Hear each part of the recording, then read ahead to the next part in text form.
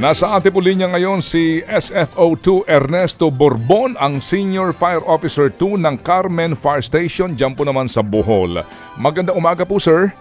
Magandang umaga po, Sir Ted. Opo, at salamat sa panahon. Ano po ang nangyari dito po sa Chocolate Hills na pinagmulan po ng sunog? Gaano po kalaki ang pinsala?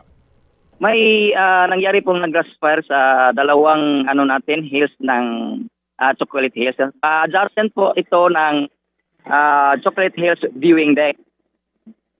Pakiulit po, sir. Nagpuputol-putol po kayo. Sorry, sir. Opo. Bali, may grass fire po nang nangyari kagabi sa may adjacent ng Chocolate Hills viewing deck. Viewing deck, sa may viewing deck. Sa may adjacent po ng viewing deck ng Chocolate Hills. Adjacent ito. So kumbaga gaano kalayo doon sa viewing deck area at anong sakop ito ng Carmen? Yes po, sakop ng Carmen, Bohol. Okay, gaano po kalaki ang pinsala kung meron man po dito? Meaning meron ho bang ilan po bang may resort ba din doon na na-damage o ano pong sitwasyon? Wala naman pong resort dito sa Carmen, sa Chocolate Hills po. So ang damage naman po ay may dalawang hills na gutted by fire pero mga mga grass lang po ang involved. Okay. Grass fire po ito.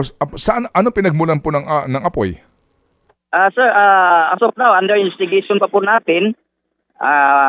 Kasi hindi pa namin makukuha kung ang cause o origin of fire. Paano po ito naapula? Gaano po kabilis ang responde ng mga bumbero? Mga 5 to 7 minutes na naabot natin ang area, sir. Hindi naman kayo malayo sa station natin. Tapos napula natin, sir, by hindi siya mapasok ng fire truck. So secure na namin ang area para hindi siya mag-spread kumakalat ng malaki. So, hindi siya maabot ng fire truck, kasi hindi pa pwedeng magsasakyan doon. Paano nyo ang sitwasyon na ganoon? Ano yun? Pwede nyong lakarin yun? Ano ang paraan doon sa inyong sa inyong expertise? Paano? Yes, sir. Bali, pinupuntahan namin yung area. Mano-mano lang, sir, na pinapalo na yung na umaapoy na mga grass. So, ano lang kayo? Hindi kayo nagtubig dito? Kasi sir, hindi talaga kasi hills siya eh. Hindi natin maabot ng yung sa fire truck natin sa mga hoses natin. So, ang ginawa natin is pinapalo natin yung mga yung naliliyab na mga grass. Okay, sige. So in the future, anong balak nyo rito? Meron na ba pinag-uusapan kung paano kaya ito maaabot kung sa gitna ito at malayo, no?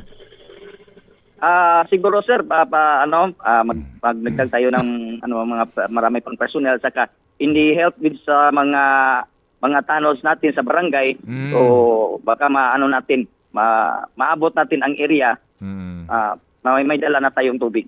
Okay, sige po. Salamat po na marami sa inyo pong panahon at paliwanag po at report po sa aming programa, SFO2 Borbon. Marami ding salamat po, Sir Ted, at magandang araw po. Opo, thank you.